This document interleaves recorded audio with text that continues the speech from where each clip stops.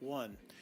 Good afternoon. Welcome, guys. This is the Aspen City Council work session for September 12th, 2022. Tonight on our agenda, we have Main Street cabin housing and the Armory interim use options and updates, as well as waste code revision update coming next. We're going to start with our first item, and Jen Phelan is here to introduce this item.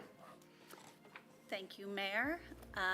Let me share my screen. My name is Jen Phelan. I'm the Development Manager for the Asset Department.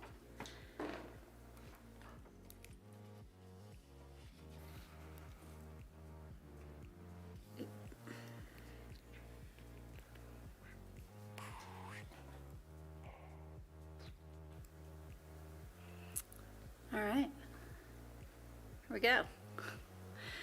Thank you for your time this afternoon. The discussion that I'm going to be here for this afternoon is the Main Street Cabin and Armory update. The request of council is just to have some discussion on the Main Street Cabin and update on the Armory. Staff is requesting some confirmation and direction on both properties. So we're going to talk about the Main Street Cabin first and get some direction from you on that property, and then talk about the Armory. So 630 West Main is what we're calling the Main Street Cabin. It was formerly Mountain Rescue before they moved out of to their new facilities. This property is between 5th and 6th Street on Main, and it is a city-owned property. It is a landmarked property because there's a panabode at the front facade of the property that was originally built there, and then a later addition was built on the rear of the property. It's a small lot. It's a single lot. It's 3,000 square feet. It's located in the Public Zone District, and it's also in the Main Street Historic District. This property currently contains city offices, and we've been evaluating it for the feasibility as affordable housing for the city. If we do move forward with converting this to housing, there'll be some land use approvals that are required because we'd be converting the use from an essential public facility to affordable housing, and there's some other changes that would require land use approvals. A couple months ago, we talked about this property, and council asked for some follow-up information on what the potential density of this property could be, and also asked about, and so we've looked at the number of dwelling units. We hired someone to kind of look at that and look at what a remodel would look like at a high level. And basically, based on the allocated budget and site constraints, a duplex appears to be the simplest solution for this property and the best option to meet budget. A triplex might be possible, but it's definitely more complicated of a project, and it would be more expensive. Just a quick kind of high-level view of what we're looking at. If we are looking at a duplex, we'd be using the existing shell of the building, converting the front panabode, the historic structure, into its own unit, and then the rear addition would, on the ground floor, handle mechanical, access to a second-story unit, and the parking requirements on the site. As I mentioned, it is a 30 by 100 square foot lot, so it's a pretty tight space to meet some of the parking and trash enclosure and all of the sorts of things that go along with the house or housing.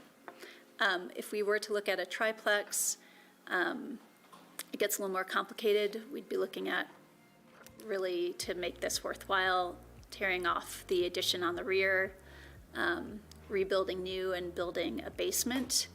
And so really the options would be to be a bigger duplex, more spacious, or a triplex, but you'd be looking at a great proportion of one of the units being underground. And the basement being underground would be so there could be parking still over top of it? Yeah, you would still need parking, yep. Okay, And- good. Trying and- to understand that. Yeah, and a triplex, you'd require basically one parking space per unit if you did one-bedroom unit. So it's just a tighter space we'd have to look at. Right. And would there be any opportunity to build a unit above parking? You know, kind of, what do we call them, a podium or whatever We would be platform? looking at that, so you'd have basement at grade rear for handling parking and mechanical and access to these units, and then the third unit would be the second story of that rear addition. So that's how you would get 3 units, a basement unit, essentially, a second story unit. And the still just panic one room. unit in the front? Yep. Okay, thank you for that. Just a question about the parking. So in the duplex scenario, is it 1 car per unit, or is it 2 for the It's one? one-bedroom units, which is what we would be suggesting. But there's 2 parking spaces, and there's a 1-bedroom unit and a 2-bedroom unit. So they each get 1 Right, space? so we could look at a 2-bedroom unit. That would require actually 3 parking spaces. So the reality is maybe doing 2 one-bedroom units and meeting the parking standard. Okay. And the parking standard requires it to be on-site? Yes. Or to pay a fee to put it on the? It requires on-site. You can ask for a variance from that requirement. It's just not, if you're trying to meet all the requirements, it kind of limits what you can develop. But is there an option to pay like a parking in lieu fee? There is a pay, cash in lieu fee. I don't believe it's available for single-family and duplex Got it. units. Okay.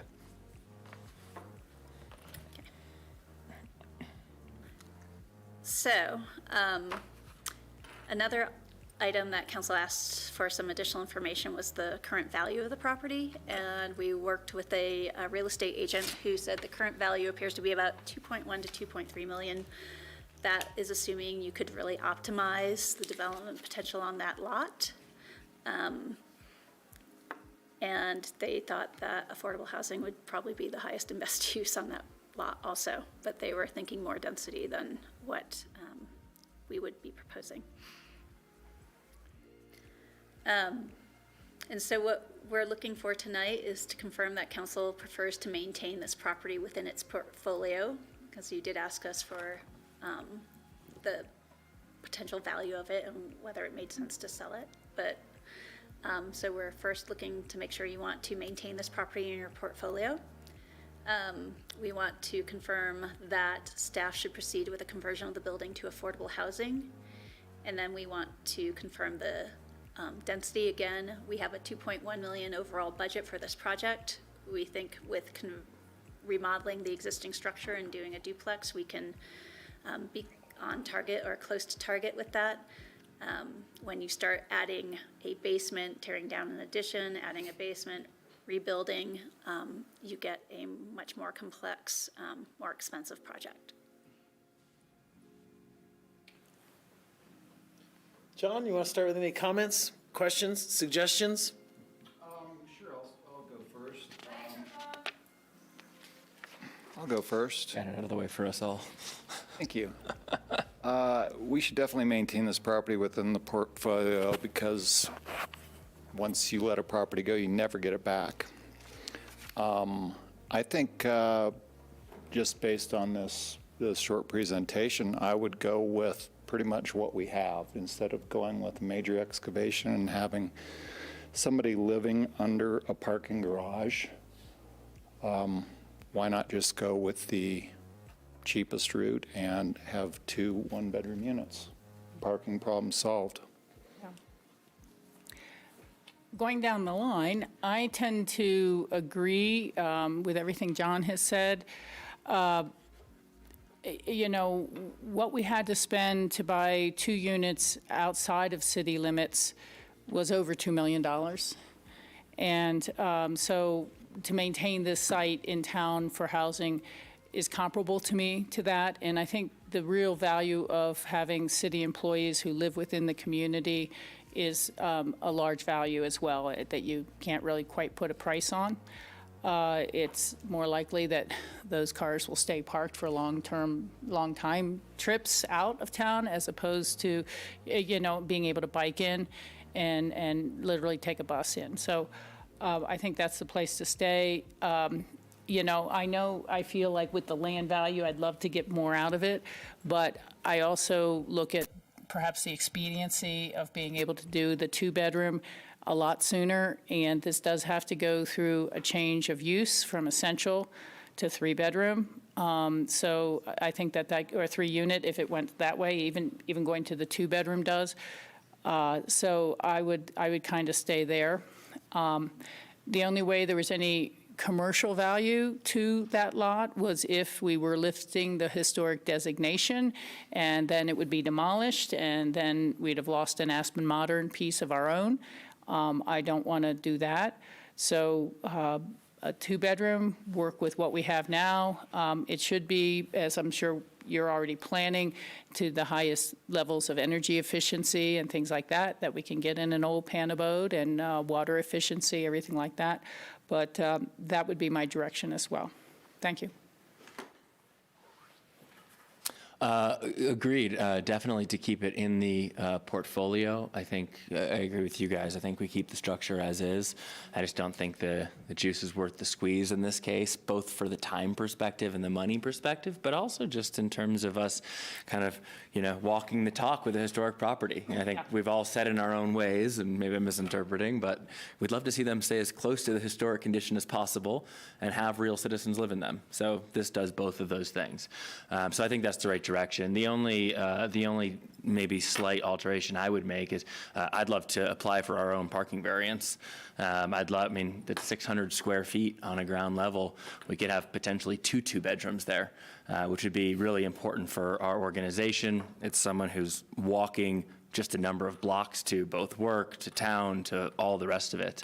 And of course, we can set the expectations with our own employees about what that looks like, or maybe even provide them parking elsewhere and kind of pilot that offsite. I would see that as an option that we could look at further, and really dig into a little bit. If it's possible and it doesn't require the basement, and the excavation. Yeah, I don't want to do all that. Things like that. But if it made some of the configuration a little more livable when you go forward, maybe it's not an extra unit, but it's more livable. Yeah, I'm not thinking we get an extra unit. I'm just thinking we get more bedrooms in the same 2-unit count, and that'll benefit all of us, and we can test out these things we've been talking about. So it's worth looking at. Yeah. Thank you. I agree with what's been said up here. I'm interested in that parking question. I would not want to increase the parking with the expectation of more cars. But if those can run hand in hand, this could be an opportunity for us to test out limiting automobiles on site. We could even give them a spot here at Rio Grande at work, In kind of a further comment in thinking about this, it's always possible that you're going to end up with two roommates who are both adults and both have their own cars in a two-bedroom. As the city goes to lease it, it's also possible it's going to be leased to someone with children, and you're not really going to need a car for that second bedroom in that usable sense. So I think it is well worth looking at. Thank you. We can look at options for that. Thank you. It's great to have more parking in the roundabout. Not more parking, more housing in the roundabout. This is exciting. Okay. Yeah, I think anytime we can change cars for bedrooms. It's a good trade, especially when we control all the variables. All right. Thank you for that direction. Thank you. Thank you. And it was really helpful to have all the options laid out like that, so thank you. Oh, good. Yeah, Great. appreciate it. We'll move on to the Armory then. So in May, we had a check-in with council on the public outreach that we had concluded on the Armory, as well as a potential number of remodel options. I'm sure as council remembers, the preference that we heard was somewhere in the middle option for a remodel, both and that landed both in cost and the extent of a remodel of the Armory. Those numbers ran from about $7.5 million till I want to say about $26.8 million. And somewhere in the middle was really in the middle between 21 and 23 million. And as the result of the outreach, the community had identified preferred uses as casual dining, community center, multi-purpose space, nonprofit services, and lower price point retail. So council's interested in somewhere in the middle, and the city's allocated budget for this project is $7.5 million. So it won't cover the preferred option. Right. So right now, what we are looking at are current options for the building. There are a couple of city staffers still in that building working. But we're also looking at discussing with ACRA the ability to move into that building sooner rather than later. So we've had some ongoing discussions with ACRA. I believe we have representation tonight here in the back. And we've been having some ongoing discussions with ACRA about moving into the Armory sooner than a full remodel of building would take. So we're looking at ACRA moving in with a lease. One of the things, and then we have some city staff that are still in there. We do have space that will be available in the fall. We are looking to see if there's any interest in other entities using that space, or if you want staff to look for other people to use, be able to lease that property. While there's the opportunity to lease the building, the other question we have is there interest in staff moving with a potential RFP for a public-private partnership? The city currently doesn't have the funds to remodel the building, but we might be able to look at a partnership that could potentially accelerate the timeline and added needed capital to a remodel of the project.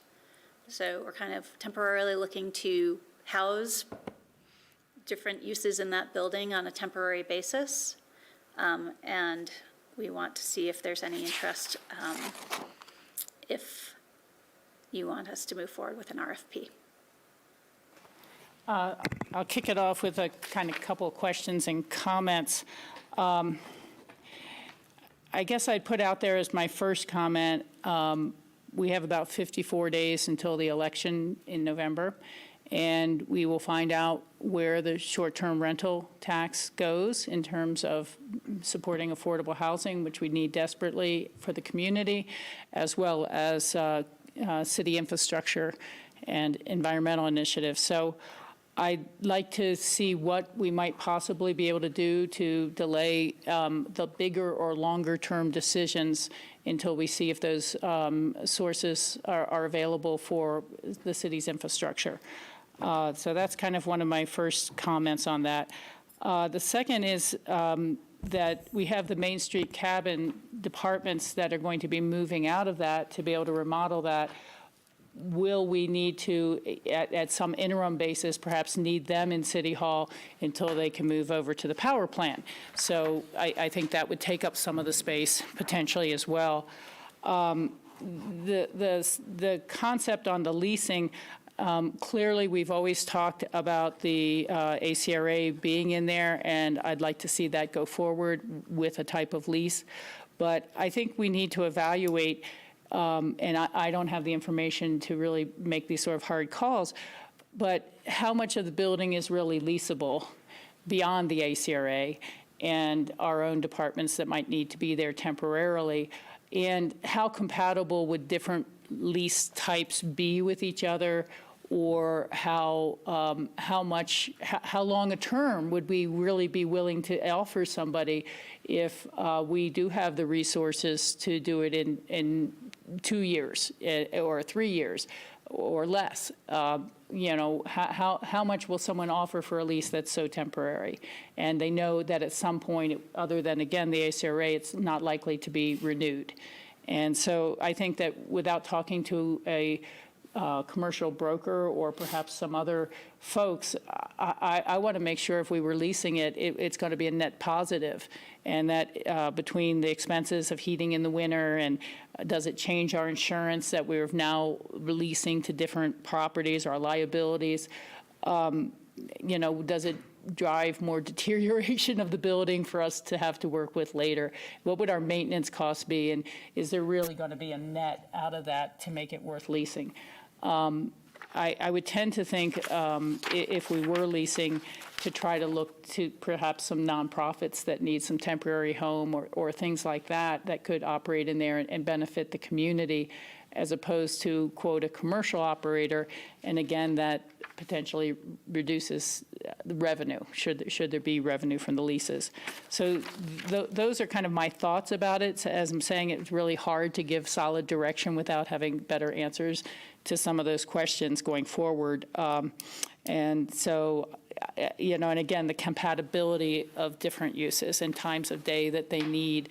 I mean, if someone needed to lease it and be able to access it till 11 o'clock at night, does that change the utility design for it and the maintenance? And would we still have the cleaning contract, or would the individuals now be passing that along? And so just a lot of information, but overall, again, other than the ACRA and the discussions we've long had about that, I just have questions until I know about where we are in November. Thank you. Here's a clarifying question. When I was reading this and looking at the budget shortfall, I was sort of interpreting that this intermission period, if you will, before a larger project is in the years. And is that the expectation? Yes. Yeah. I think so. Planning and design, and that's always a couple of years at least. Yeah. Yeah. Okay. That's what I thought. I just wanted to make sure. Yeah, nothing's imminent, but I guess if I made one last final comment, is I really would like to see us at least allocate the funds to start beginning longer-term design on the building that would be in line with the community's desires. So, even if we're leasing it for that interim period to some number of tenants, the public would know the longer-term plans are for the greater public use and these other things. Yeah, well, I'm thinking a lot about how can those play together, inform each other, and actually make each other better as well. I do have thoughts, but I don't know, John, if you wanted to jump in. That was my only question. No, not at all. No? I really look at this as a great opportunity, my sense, I don't know if you guys share it, is that the public in general is, while we're settling back from COVID, we're still kind of angsty, displaced. Maybe we're not feeling great in the community. And so I think this is a great opportunity for the community to come together and be part of a process to create a space that it feels like it has actual ownership of, because it's helped create it, foster it. And so I'd be interested in a community process, like a community collaboration or brainstorm, right? Where we brought people together. It's like a weekend event. We're there to sort of listen, and we give people some constraints. The space is going to be available for 1 to 5 years. It is temporary, but we're trying to figure out what this space is going to be, and we intend it to serve the community. Give people just the informal opportunity to come just speak to the whole community. You don't have to prepare anything, nothing fancy. They just come up and say, hey, here's my idea, here's mine. And we kind of guide everyone to be listening and saying, hey, we want you to kind of give feedback in real time, think about ways to collaborate, and just get some community juices moving around what the community would really want to take part in, and then potentially use that as the gateway to a more formal sort of RFP process. But I think this is an opportunity for us to really do something together. I can see that absolutely. For if people realize they're designing something for some interim activities. And for me, that really precludes kitchen, restaurant, casual dining, because to retrofit the building just temporarily with the ventilation grills and the fire safety and all the stuff you need for anyone to truly prepare food, so I don't want to pull everyone together and then have 75% of the comments be about getting early food in there, and that's not within our budget. And it is working with the space as it's already cubby-holed up, so to speak. But the idea that there could be people who find a way to want to activate the basement zone for other community activities where it's larger meeting rooms, that's the only reason I mentioned that. It's not cut into little teeny chunks. Sure. To be leased, sure, that could be of community benefit. I can see that. Yep. But again, I don't want, in a way, we've done that in terms, there's been a second round of what do you want to see the Armory like?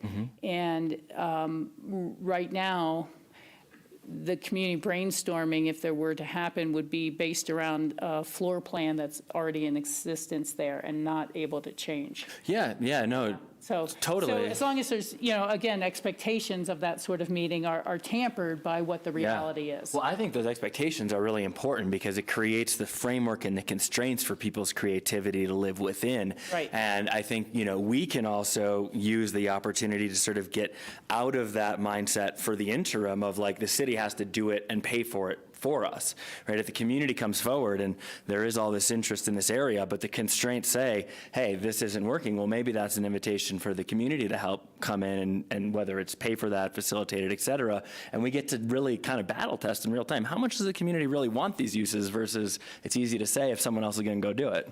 Yeah. Okay. I don't know, for me, it seems some of the answers are pretty obvious.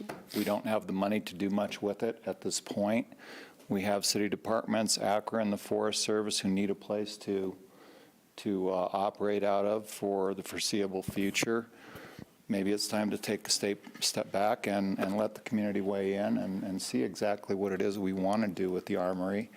I also do think some partnerships might be worth exploring because I think there is interest. Yeah. I'm up for that, but I also really need to understand what the private side of it means. I agree with Is that. that half of the square footage, and then we turn back to the public and say, well, half of the square footage is now going to be private offices? So there's a challenge with what would someone want out of it to put in millions of dollars, No, I agree. Just to keep it simple, I think just leasing it to the people we know need space makes sense to me. Yeah. To back away slightly until we have the funds to see it through. I mean, if there was any kind of definition of what we wanted to put on the table to create the public-private partnership, that's different, but we're not seeing that. And so it's hard for me to make the leap into saying, yeah, let's start pursuing public-private partnerships, but we don't know what council's willing to offer or what we would have to offer for I think the for way what to outcome? I think the way to think about it is almost like instead of a traditional land use approval, it's more like a sketch plan, right? The benefit is actually in the openness, and we just say from the beginning that this may or may not work, but you provide the opportunity for that. And Jen, I want to be clear what you're asking for this evening. Right now, we have been working with ACRA and the USFS for the Visitor Center on the first main floor. Correct. But other than that, the space is unallocated? There's some usage by city staff, but yeah, there's a fair amount that's unprogrammed. In our memo, you have a question in bold here about the preferred term of a lease. Well, we are discussing that now with ACRA. So I think what I'm kind of hearing is we need to have some flexibility as we move forward because we're trying to find out what's going to happen in November with the election, potential funds, and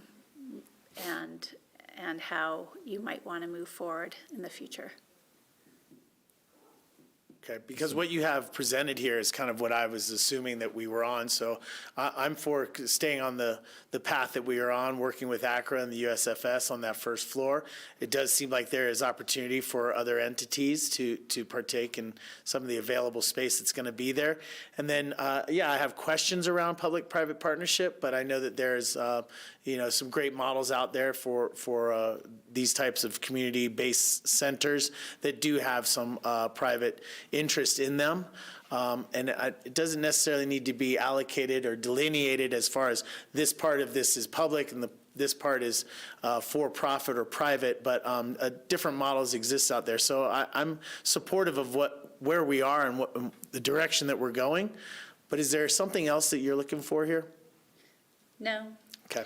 So what are next steps? Because I hear like a lot of good comments, but it's not clear to me kind of where we go. What I'm hearing next steps is to continue negotiations with ACRA on moving into and Forest Service into understanding what city needs might be for temporary relocation of staff. Find out what happens in November with the vote. And it sounds like then coming back and discussing funding potential for any long-term redevelopment and potential additional interim use, depending on which direction. Yeah, what is leasable Yeah. realistically? So follow-up question, we've kind of, talked about in the longer term vision of under the full redevelopment, having as much space for public use as possible. But in the interim for ACRA, et cetera, are we kind of taking that same approach of like less is more, or are we thinking we're going to give more in this interim and then we may scale back that space long-term? I think we're going to scale it on their needs for today. We're going to do a very light touch on the building. Yeah. For the area they're going to use for now. Okay, but so the direction we've given about the broader thing about, we want as much community space as we can, that's still part of the conversation? Yes. Okay. So I think that's great. I think that's next steps. I mean, we're building those constraints in. We're figuring out what our things are. I think what would be great is when we come back in November, we've given some thought at the staff level to what an inclusive participatory process for the remainder of that space can look like to really invite in community creativity and empower them as leaders in the project, knowing that it's interim. And then having clear bullet points about what are the limitations of that, right? 1,500 or 3,500 square feet are already pulled out, those type. The existing floor plan and what is leasable and Yeah. a way that can be locked off. So, people. so I think just coming back with like, here's a vision for the process and here's the constraints that we know we have to pre-communicate as part of that would be really good steps. The one last thing, I guess, to clarify for myself and when I'm speaking, is there's public use and then there's also public benefit. Right. So if we're talking about a public-private partnership, that would have to be of something that is of public benefit. And whether or not Yeah. it's really public use, it's hard to always equate those two. No, I think that's right. So we'll find out. But either one of those would be the purpose of a public-private partnership.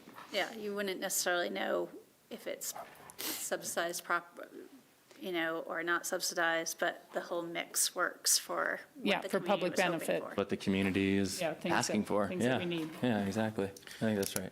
And then, so for a little bit of clarity for any members of the public that are watching, the reason that the November vote is being taken into consideration here is because it's potential for the 30% allocation of any revenues from short-term rental taxes that the community may be supporting can be used for this project, for this building, as it pertains to Or for some of the city wraparound infrastructure that would support it that's part of the project cost. The best way to describe it is that it would augment our capital budget. And there's a lot of things in the capital budget that are infrastructure, and this is part of the community infrastructure. But, it wouldn't suddenly bounce us up to Right. having it fully funded. Right. And there's other things that we know are equally pressing, like the stormwater drainage systems that are failing and so on and so forth. But should it pass, there's a reason it's allocated towards environmental initiatives and community infrastructure. Yep. Thank you. Okay. Thank you for your time. Thanks, Jen. That was The shortest meeting ever. really fast. What's going on, guys? Yeah, it's great. Let's Thank do you. other Good things. memo, Thank that's you. why. Presentation. Beautiful. Is that it? No, okay. Oh, we have all the composting stuff today. Yeah. And those questions about utility costs for winter and things like that would be helpful. That's right. Organics.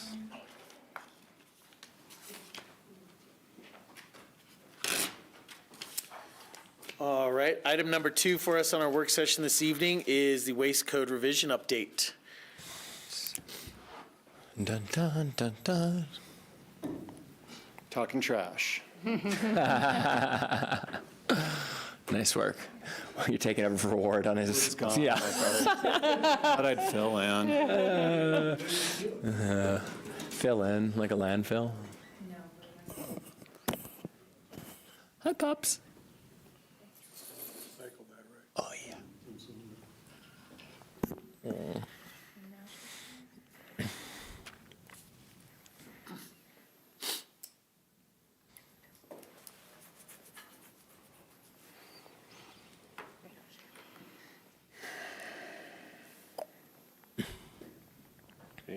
Yeah. All right, here we go. Hello, Council. Mayor Tory, thanks for having us here today. You might want to point those microphones towards the main speaker. Get yelled at around here otherwise. My name is Ainsley Brosnan-Smith, and I'm the Waste Diversion and Recycling Program Administrator for the Environmental Health and Sustainability Department. And today at the table, I have with me Tessa Schreiner, Sustainability Manager. CJ Oliver, Director of Environmental Health. Great. Welcome. Thanks. Thanks for having us. We're here to talk about one of my favorite topics, organic waste diversion. And I just want to preface this meeting by saying that this presentation is going to be very brief, and then we'll open it up for questions and discussions after. Just click to the right of the screen. Sorry, I've never done this. Right of the screen. Okay, here we go. So the purpose of today's work session is to update council on the Title 12 solid waste revisions prohibiting the landfilling of organic waste, and then also open up for discussion on if y'all would want us to return for a first reading of those Title 12 revisions prohibiting the landfilling of organic waste.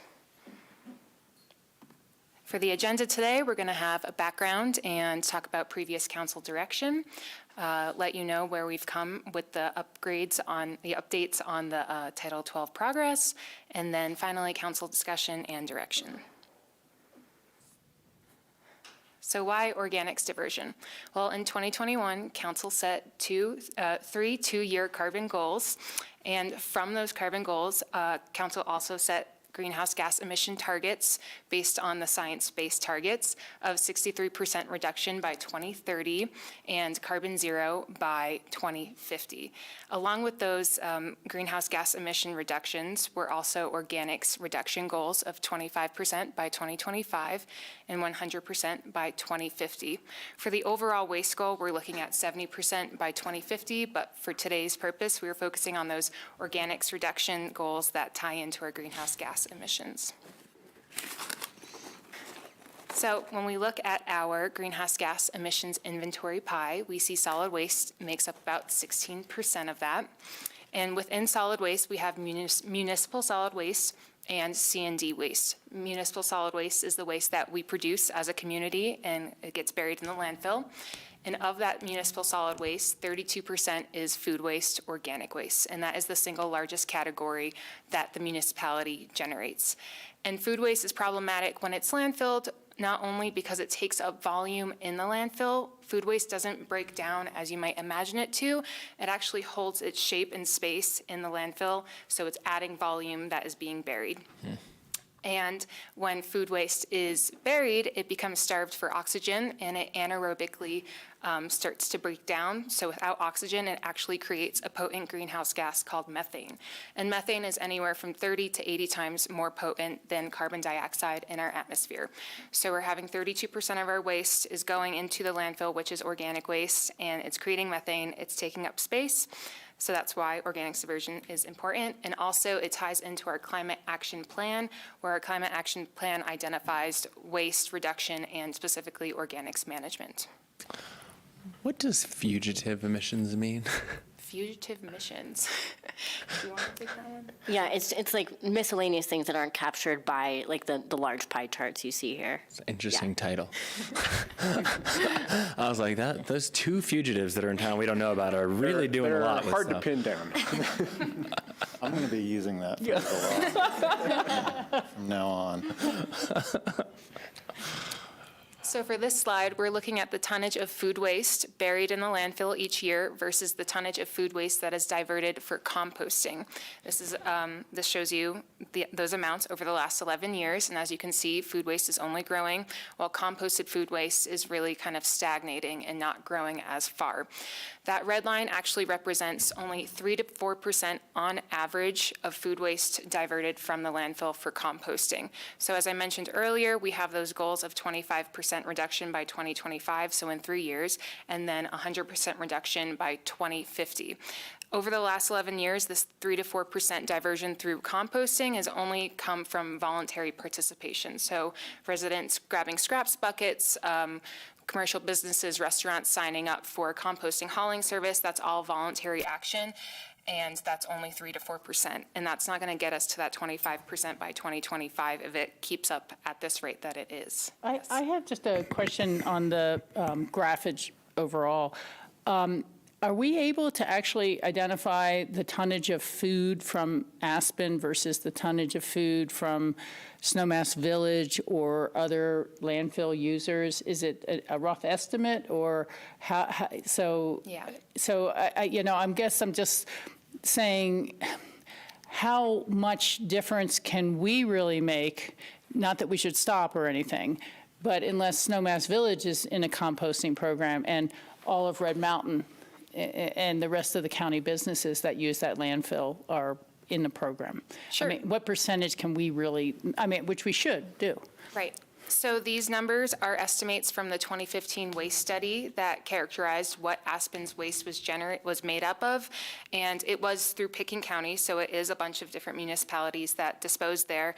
I'm not specific on how they determined it was Aspen. It may have been this truck's route just went through Aspen and now it's here. Let's look Okay. at this specifically. I think that's how they did it, but these numbers are specific to Aspen. Thank They you for are that estimates. clarification. Yeah.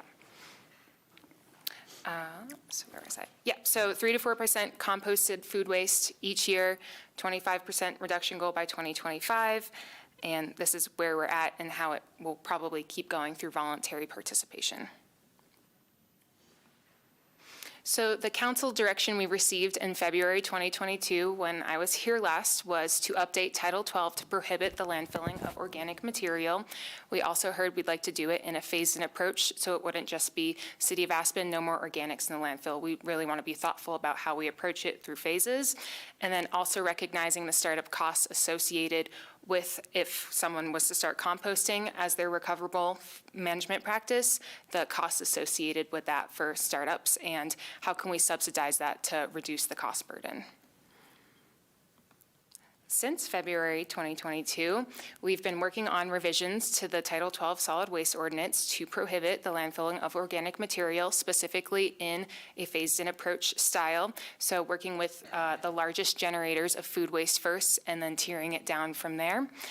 Gathering input from key stakeholders. So for the revisions itself in Title 12, working internally with departments such as Aspen Police Department, Community Development Department, Engineering Department, and our Parks Department to make sure that these revisions are as successful and collaborative as possible with as many eyes on it. And then for wildlife safety, we assume a lot of folks will switch over to composting as their recoverable management practice of choice. I will say these revisions aren't going to force people to compost. It's going to say that landfilling of organic material is not allowed, because we want people to have options on, do they go to a pig farmer, do they work with food recovery, do they compost? So for wildlife safety, going back to that, we do think a lot of people will compost just because the system's already in place. We have haulers, we have the Pickens County landfill that can process it, we have the trainings that I offer, and it's been going on for a while, so people are familiar with it. And with composting, we will have a bunch of organic waste containers specifically in the core, and the core is already a hot attractant for bears.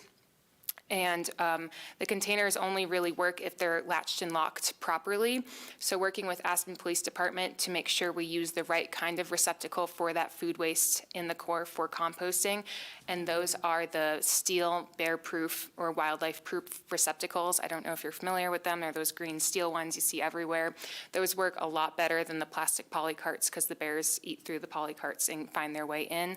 So working with Aspen Police Department to make sure that these revisions and mandates would be most successful as possible in terms of wildlife and public safety through the mandated use for the commercial core of the wildlife steel bear-proof receptacles. And then financial subsidies. So there are startup costs associated with composting. As I mentioned, that would probably be the most common option for people to divert their organics. And the startup costs for commercial businesses specifically are associated with those receptacles I just brought up. Those receptacles aren't cheap to buy, and they would increase the monthly costs the businesses would have to pay for composting. And with our budget, EHS budget, environmental health and safety budget for 2022 and 2023, we have allocated funds that could purchase all the receptacles to handle the commercial side of things for composting. So we could really reduce those startup costs by purchasing the receptacles for those businesses and offering that sort of subsidy. And to bring it on back to the purpose of today's work session, to update you all on the Title 12 revisions we've been working on for prohibiting the landfilling of organic material, and then open the floor for council discussion to see if you would like us to return for a first reading of that updated code. Thank you. Thank you. Rachel, we can start with you. Thank you. I always have a few comments. The first thing that struck me in discussing this is that we should make sure we're having conversations with Commercial Core and Lodging Commission. I'm doing that on behalf of Ward, who is representing us for Sister Cities, but, you know, they've spent years, quote, trying to clean up the alleys, get the alleys running better, make sure there's space for all the recycling containers. We know alleys are crowded. So I think that that's a real stop on the road on this. There may be some alleys that's going to be really difficult to find space. And the ability to perhaps have shared ones would be ones. The second is to know if we've worked with the county for increased pickups of the composting and the capacity that we hope to generate to them. I just know where I live, sometimes the container can get full before pickup comes around, and especially for the wildlife concerns, I want to make sure there really is the capacity and the frequency that's going to be needed for that. Then the other thing is, just to mention it, I happened to see Liz Chapman this weekend at the Club 20 steak fry dinner. So her organization was there because they're working so much on the Producer Responsibility Act, and that's different than what we are on now. But it's nice to let people know how the two mesh in terms of reducing the landfill and extending the landfill life. And it struck me that that might be something worth a presentation from the Producer Responsibility Group at some point in the future, some point in 2023, about how we can really augment their work and support it. It's fascinating. We were in the same discussion of that at CML, and to hear the providers of beverages saying, we want to be in on this, we're going to pay for this, we need the materials that you guys are burying in your landfills to even produce our products anymore. That's interesting. That was the real turn. They said, you know, Colorado is billing, you know, X many millions of dollars worth of materials we need, whether it's aluminum or plastics. And so it's not like the market price has picked up, but we will hopefully see that soon. So those are my main things, is just how do we implement in a way that is realistic in our businesses and things like that. So, and I fully support the subsidy as you've been recommending. We absolutely have to assist people with this. There's, you know, that's the capital side, but within every business, there's going to be a bit of labor costs, and until they find a system that just makes it super easy for themselves and the place to have it in the business before it goes out to the alley. So I think that it's only appropriate that we help subsidize the startup costs on the capital side. Thank you. Thank you. Thanks, Rachel. Great points. John, any comments here? Other than I'm all for it, and I think basically it's just going to, comes down to changing people's behavior. Yeah, it's a matter of systems. Skippy? Yeah, great work. Super supportive. I continue to think that us getting to net zero waste is the most impactful thing that we can do as a wealthy community in this world to lead on climate. And so this is a great step. I know you've mentioned that we are doing it, and I believe we're doing it well. But just continuing to work with the employers and those who are in the core, because what we actually want is the organics to find a different use. We don't want that story of, it turns out they just got on a cheaper truck and drove further away. So we just want to make sure we're getting ahead of that. I think that's great. And then just to seed the conversation going forward, and this has very much my support, but we're starting in this phased approach, which we should, commercial, and we're figuring that out. But as we saw on our pie chart, minus the fugitives, residential is still the biggest area here. And so I've said, I think, we will be really well served to identify, I know it's just outside the city, but the Red Mountain billionaire, or it's the downtown core billionaire who's really passionate about environmental issues, donates a lot of money to environmental causes, and say, hey, we recognize you live a consumptive life here, and that's okay, and that's what you've worked for, but will you work with us to figure out how you can be really happy continuing to live the life you live, but without any waste? And to bring them in early in the conversation and figure that piece out, because when they start bragging about it to their friends, when they have effectively stamped our solution for that, and have done so in a way that hasn't compromised their very high quality of life, we will have really found a model that anyone can follow. Yeah.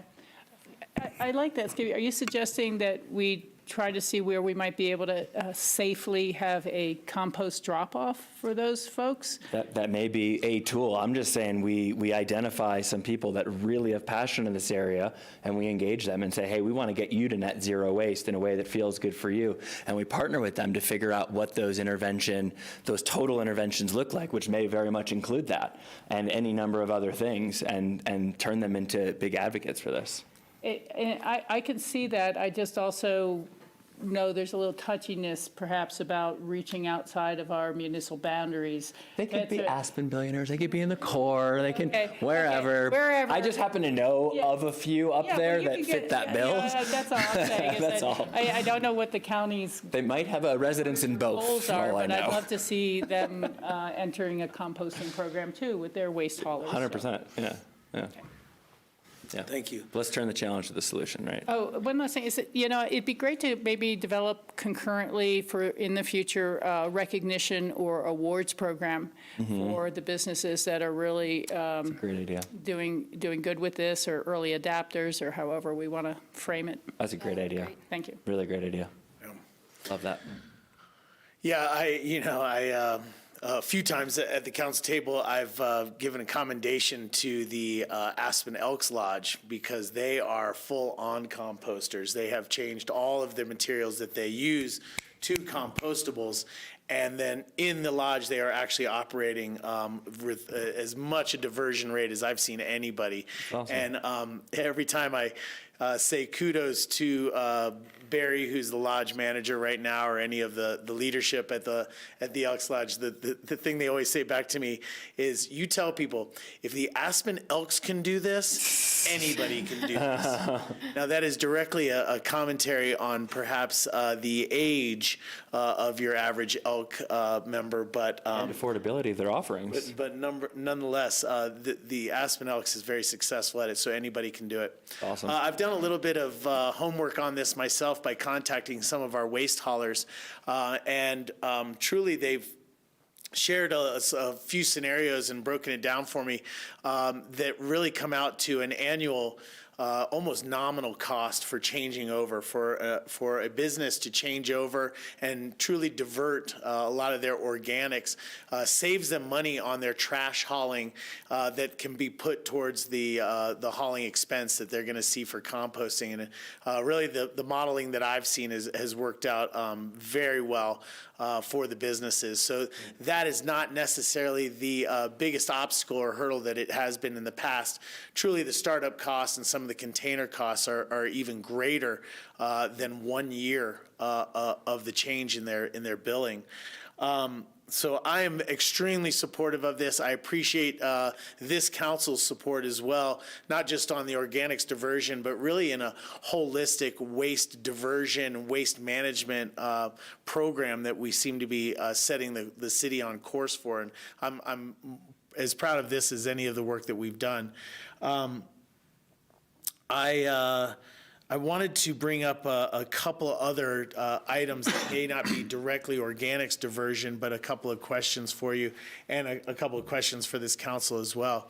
The first one will be for you guys. A couple of years ago, when a couple members were first sat back at this table, we had the conversation around a cardboard compactor that was scheduled to go in down here at the Rio Grande Recycling Center.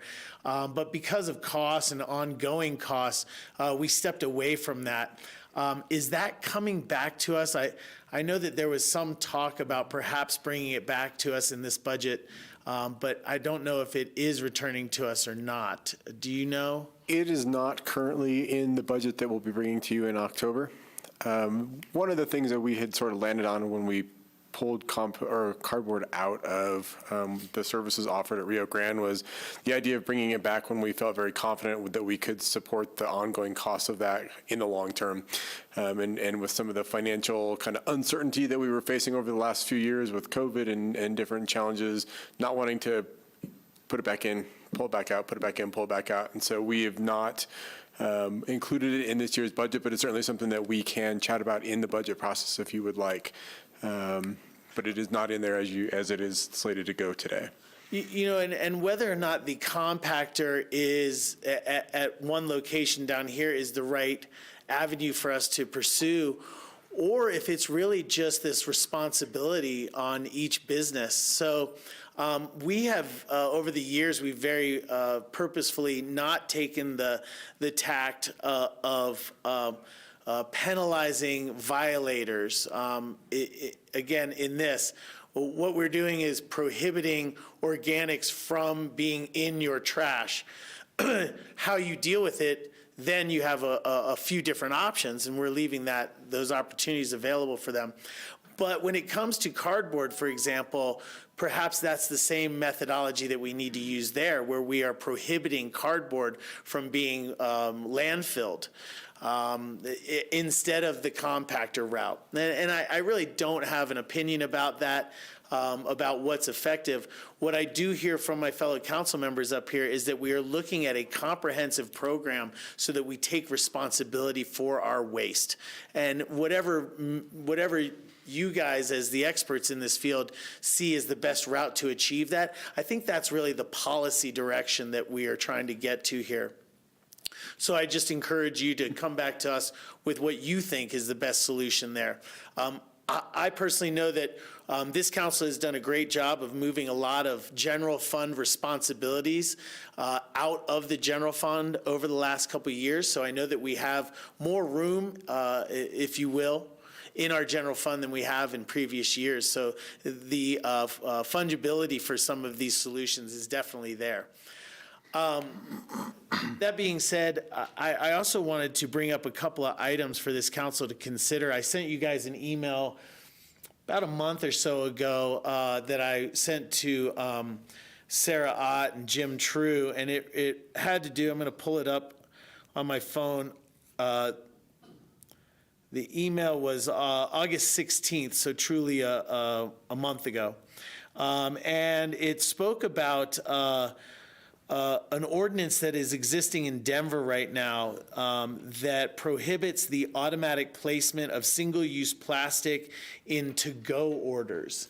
It's called Skip the Stuff. Mm-hmm. And so what Denver has mandated is that if there's a restaurant facility that is doing to-go food service, that they ask their patrons, they don't automatically put in single-use and disposable utensils and the like.